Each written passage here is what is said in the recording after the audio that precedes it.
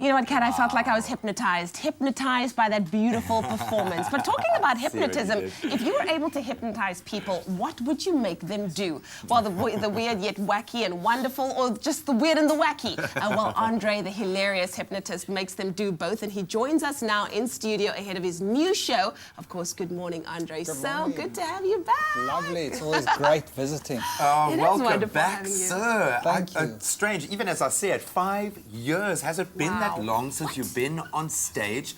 How long have you been on break, and what was the motivation I've been performing for 28 years, which is half the motivation.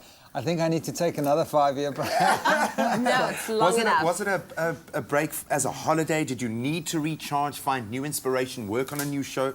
What was the motivation? You know what, just taking a break always in the entertainment industry is often needed, let's put it that way.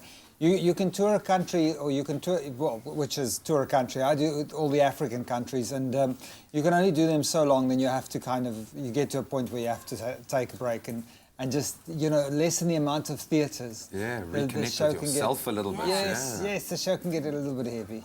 You know, Andre, other than you doing it, I mean, hypnotism or hypnotic acts are not something that we see happen a lot, even locally or in Africa. Is it a craft that's dying out, or is it just something that we don't see enough of, but is still happening? It's, oddly enough, it's just one of those things that every country has got their hypnotist. Yeah. So I'm very privileged in South Africa. You're that guy. You're that guy.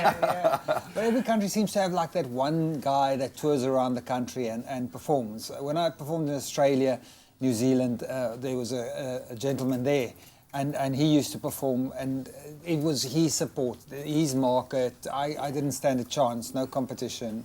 You know, he was the popular one. He was the man. I have to ask, because we have seen a growth in hypnosis. It's being used in kinds of therapy. We see it being used to kick very bad habits, but it can be used with powerful effects.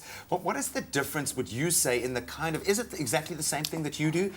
Is there a difference? We do exactly the same thing. It's one and the same thing. The difference is the result. My aim is I want to get you to act in a strange and weird and funny way, and the therapist obviously would like you to stop smoking, lose weight, cope with your depression, whatever. And it's that powerful. Is the show still as funny? Is that still the focus, the humour in it? Because you are the hilarious hypnotist. I think it's got funnier because the entertainers got more miserable. It's like, you know, I find my mentor, Max Colley, who I mentored with in the 1990s, he was a really mean man. He was he was an authoritarian guy. And I thought I'd never be like that. And I'm standing on stage and I'm hearing him. I'm like, wow, I'm him. It's there.